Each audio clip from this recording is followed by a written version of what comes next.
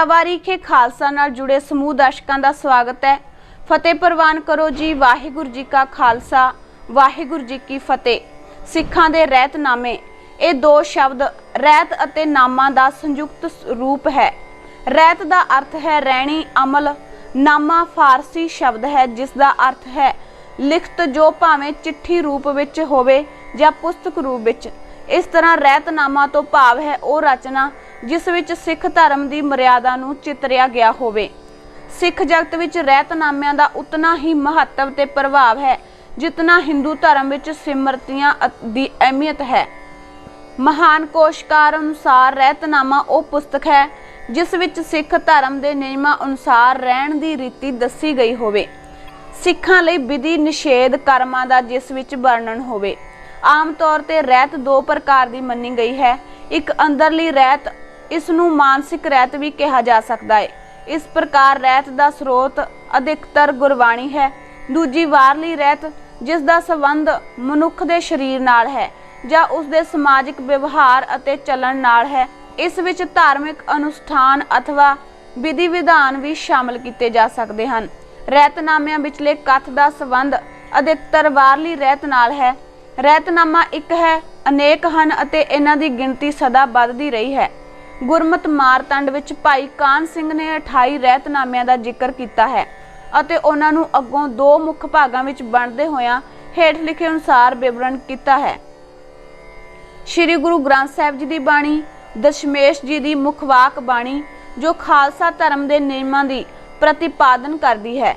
भाई गुरदास जी की बाणी, भाई नंद लाल जी की बाणी। अगे लिखे ग्रंथ भी रहतनामिਆਂ विच शुमार किए जाते हैं।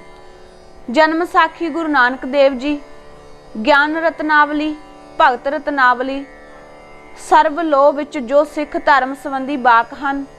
तनखाहनामा, चोपा सिंह का रहतनामा, प्रहलाद सिंह का रहतनामा, प्रेम सुमार्ग, प्रश्नोत्तर भाई नंद लाल जी का, देसा सिंह का रहतनामा, दया सिंह का रहतनामा, गुरु सोभा, आदि संगत की प्रार्थना, रतनमाल, वाजिबुल अर्ज, महिमा प्रकाश, गुरविलास पातशाही छेवीं, गुरविलास पातशाही 10वीं, मुक्तनामा, गुरु नानक प्रकाश, गुरप्रताप सूर्य, पंथ प्रकाश, गुरपद प्रेम प्रकाश, विमल विवेक वारिद, खालसा शतक। भाई साहब की प्रार्थना है कि जो वाक ऊड़ा विच दिते 4 रहतनामिਆਂ विचों विरुद्ध नहीं अंगीकार करन योग है। प्यारा सिंह पदम के रहतनामे नां की पुस्तक संपादन की है। उस विच निम्नलिखित रहतनामे शामिल किए गए हैं।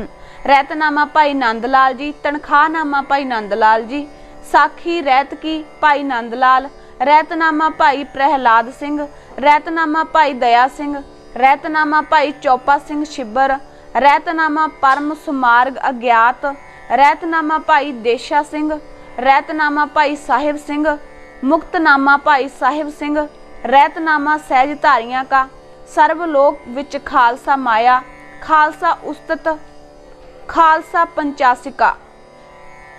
शमशेर सिंह अशोक ने रहतनामे संपादन करने वेले केवल 8 रहतनामे शामिल किए हैं। रहतनामा भाई चौपा सिंह, साखी रहत की पाठ 10वां, भाई नंद लाल जी, तनखाहनामा भाई प्रहलाद सिंह, रहतनामा भाई प्रहलाद सिंह, रहतनामा भाई दया सिंह का, तनखाह उपदेश भाई दया सिंह, रहत प्रकाश बाबा सुमेर सिंह पटना, रहतनामा कवि दरबारा सिंह। विवेक वारिद नां दे संग्रह विच पंडित भगवान सिंह ने 37 रहतनामिਆਂ ਨੂੰ शामिल किया है। कई विद्वानों ने रहतनामिਆਂ की गिनती 40 तक दसी है। सच तो यह है कि रहतनामे लिखण की एक निरंतर परंपरा चलती रही है। श्रोमणी गुरुद्वारा प्रबंधक कमेटी वालों भी सन 1945 ईस्वी विच सिख रहत मर्यादा का किताबचा छापिया गया है, जिसनूं तैयार करने लई सिख विद्वानां ते धर्म साधकां की कमेटी बनाई गई सी।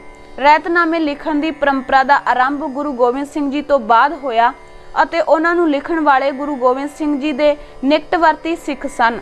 ਉਹਨਾਂ ਨੂੰ ਸਿੱਖ ਮਰਿਆਦਾ ਦਾ ਠੀਕ ਪਤਾ ਸੀ।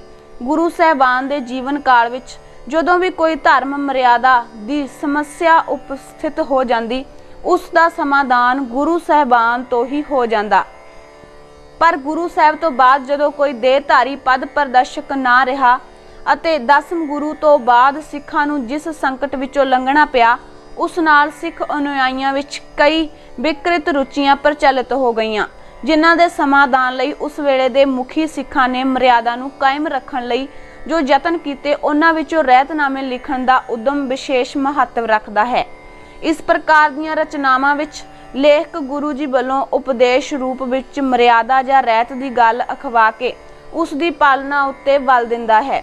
ਮੁੱਢਲੇ ਰਹਿਤਨਾਮਾ ਲੇਖਕਾਂ ਵਿੱਚੋਂ ਭਾਈ ਚੌਪਾ ਸਿੰਘ, ਭਾਈ ਨੰਦ ਲਾਲ ਅਤੇ ਭਾਈ ਦੇਸਾ ਸਿੰਘ ਦੇ ਰਹਿਤਨਾਮੇ ਅਧਿਕ ਪ੍ਰਸਿੱਧ ਹਨ ਅਤੇ ਉਹਨਾਂ ਨੂੰ ਅਧਿਕਤਰ ਛੰਦਬੱਧ ਰੂਪ ਵਿੱਚ ਲਿਖਿਆ ਜਾਂਦਾ ਸੀ। ਪੁਰਾਤਨ ਮੂਲ ਰਹਿਤਨਾਮੇ ਹੁਣ ਉਪਲਬਧ ਨਹੀਂ। ਹਾਂ, ਉਹਨਾਂ ਲੀਹਾਂ ਤੋਂ ਬਣਾਏ ਗਏ ਕਈ ਰਹਿਤਨਾਮੇ ਮਿਲ ਜਾਂਦੇ ਹਨ ਜੋ ਕਿ ਕੇਵਲ ਕਰਤ੍ਰਿਤਵ ਅਤੇ ਰਚਨਾ ਕਾਲ ਪੱਖੋਂ ਸਦਿੱਗਿਆ ਹਨ, ਸਗੋਂ ਵਿਸ਼ੇ ਵਸਤੂ ਦੀ ਦ੍ਰਿਸ਼ਟੀ ਤੋਂ ਵੀ ਅਪ੍ਰਮਾਣਿਕ ਤੱਤਾਂ ਨਾਲ ਭਰਪੂਰ ਹਨ। ਕਲਾਤਰ ਵਿੱਚ ਵਾਰਤਕ ਰਹਿਤਨਾਮੇ ਲਿਖਣ ਦਾ ਸਿਲਸਿਲਾ ਵੀ ਚੱਲ ਪਿਆ। ਕਈ ਰਹਿਤਨਾਮੇ ਕਵਿਤਾ ਤੇ ਵਾਰਤਕ ਦੇ ਮਿਲਗੋਭਾ ਰੂਪ ਵਿੱਚ ਮਿਲਦੇ ਹਨ, ਪਰ ਇਹਨਾਂ ਰਹਿਤਨਾਮਿਆਂ ਦੀ ਸਾਹਿਤਕਤਾ ਦਾ ਪੱਧਰ ਬਹੁਤ ਉੱਚਾ ਹੈ। ਤੁਕਬੰਦੀ ਅਤੇ ਪਰਸਪਰ ਅਸੰਬੰਧਿਤ ਅਤੇ ਵਿਰੋਧੀ ਕਥਨ ਆਮ ਦੇਖੇ ਜਾਂਦੇ ਹਨ। ਇਹਨਾਂ ਵਿੱਚ ਕਾਲ ਕਰਮ ਦੇ ਦੋਸ਼ਾਂ ਅਤੇ ਲੇਖਕਾਂ ਦੀ ਮਨਮਰਜ਼ੀ ਅਨੁਸਾਰੇ ਰਲਿਆਂ ਦੀ ਭਰਮਾਰ ਹੈ। ਅਗਲਾ ਵਿਸ਼ਾ ਲੈ ਕੇ ਫਿਰ ਹਾਜ਼ਰ ਹੁੰਨੇ ਆ। ਤੁਸੀਂ ਜੁੜੇ ਰਹੋ ਤਵਾਰੀਖੇ ਖਾਲਸਾ ਦੇ ਨਾਲ। ਵਾਹਿਗੁਰੂ ਜੀ ਕਾ ਖਾਲਸਾ, ਵਾਹਿਗੁਰੂ ਜੀ ਕੀ ਫਤਿਹ।